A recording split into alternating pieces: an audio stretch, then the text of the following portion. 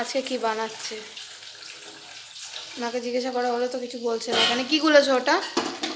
এটা মতিচুরের লাড্ডু বানানো। আচ্ছা,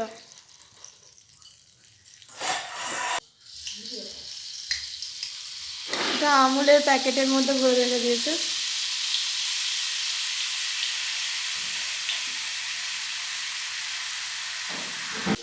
ছাঁকনিতে করে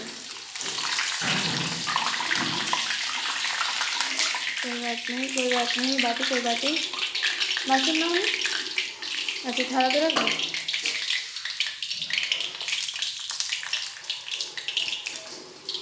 ওটা কি দিয়েছো তুমি আগে বলো দেখি ওর মধ্যে? খালি বেসন দিয়েছি আর ফুড কালার, আর কিচ্ছু দিই। আচ্ছা, বেসন আর ফুড কালার দিয়েছে, আর কিছু দেয়নি। হ্যালো এভরিওয়ান, কেমন আছো সবাই? চললাম আরও একটা নতুন রেসিপি নিয়ে তোমাদের সবার কাছে। তো এই দেখো, তোমরা তো দেখে বুঝেই গেছো স্টার্টিংটা। আর যে মা কী বানাতে চলেছে, মা আজকে লাড্ডু বানাতে চলেছে। আর সেই জন্য মা কিন্তু এখানে যে ভুজিয়া বানানোর দরকার ছিল সেটা কিন্তু বানিয়ে তুলে নিয়েছে চাকনির সাহায্যে। এখানে জারনার ব্যবহার করতে পারতো, বাট জারনাতে করে না ওই ছোটো ছোটো দানাগুলো উঠতো না, সেজন্য মা ছাঁকনির ব্যবহার করেছে। বোঁদেগুলো কিন্তু প্রায় ভাজা কমপ্লিট। আর তারপর এবার আমরা এখানে লাড্ডুর যে মানে চাশনিটা হয় সেটা, মানে লাড্ডু যেটাকে পাক দেওয়ার জন্য যে চাশনিটার প্রয়োজন সেটা আমরা রেডি করব। আর সেই জন্য আমরা এখানে 1 বাটি চিনি নিয়েছি আর 1 কাপ জল। তোমরা তোমাদের পরিমাণ মতো নেবে, কতটা বানিয়েছো কি দেখে।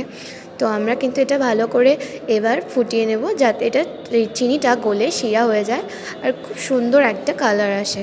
আর হ্যাঁ, কালার অ্যাড করার জন্য কিন্তু আমরা এখানে ফুড কালারের ইউজ করেছি। তোমরা কিন্তু কালার যদি দেবে না ভাবো তো নাও দিতে পারো। অরেঞ্জ ফুড কালার দিয়েছি, আর এখানে একটু এলাচ দিয়ে দিল, সামান্য এলাচ দেওয়া হয়েছে দেখলে তোমরা। আর এবার আমরা ফুড কালারটা অ্যাড করব। আর ভালো করে জিনিসটাকে নেড়ে চেড়ে একদম শিরাটা সুন্দরভাবে রেডি করে ফেলবো।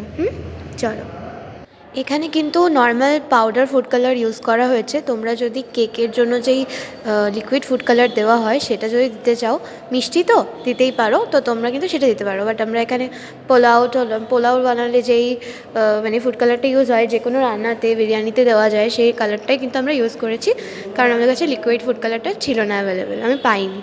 তো এরপরে দেখেছো শিরাটা কত সুন্দর গাঢ় হয়ে এসেছে, একদম মানে একটা তার বেরোবে এরকম। আর তারপর যে বোঁদেগুলো ছিল সেগুলোকে আর একটু হাতে ম্যাশ করে গুঁড়ো করে নিয়েছি। ঠিক আছে, তোমরা যদি চাও কেউ মিক্সিতে পেস্ট করে মানে পাউডার বানিয়ে নিতে পারো, বাট না, আমরা এখানে সেটা করিনি। হালকা হাতে ভেঙে নিয়েছি যাতে এটা সুন্দর হয়, হাতে করে মানে হালকা দানা দানা থাকে যাতে। আর তারপর সবটা মিশিয়ে আমরা কিন্তু লাড্ডুর পাকটা রেডি করে ফেলবো। যেমন বলা তেমন কাজ। দেখো, সব রস কিন্তু ওই দানাগুলো শুষে নিয়েছে, আর একটা দারুণ কালার এসেছে যেমনটা আমরা চেয়েছিলাম। তোমরা কিন্তু ভালোভাবে জিনিসটাকে নাড়বে যাতে কোনো মানে জল ব্যাপারটা যেটা দেখতে পাচ্ছ, মানে হালকা জল হয়ে আছে, সেটা যেন না থাকে। প্রচণ্ড গরম ছিল, মা নামিয়ে নিয়েছে। আর তোমরা কিন্তু নামানোর সময় ঘি অ্যাড করবে, ওটা দেখাতে ভুলে গেছিলাম, বা ঘিতে ভাজতেও পারো। আর এই দেখো, মা কিন্তু সবকটা লাড্ডু গড়ে নিচ্ছে একটা একটা করে। হ্যাঁ, কিছুটা একটু মানে হালকা রং চেঞ্জ হয়ে গেছে অনেকক্ষণ নাড়ার কারণে, বাট এটা কিন্তু ভীষণ টেস্টি হয়েছিল। আর রেডি হয়ে গেছে এটা ডিলিশিয়াস মিহিদানার লাড্ডু। দেখেছো তো, চটপট বানিয়ে ফেলো তোমরাও, আর গেস্টদের জন্য, নিজেদের জন্য। আর যারা ভোজন রসিক আছো, মিষ্টি লাভার যারা স্পেশালি, আর লাড্ডু খেতে ভালোবাসে, তারা কিন্তু অবশ্যই বানিয়ে খাবে। Love you all, bye. সবার জন্য এক মুঠো ভালোবাসা। লাইক করে দিও, চ্যানেলটা সাবস্ক্রাইব আর পেজটা ফলো করতে ভুলো না কিন্তু। টাটা।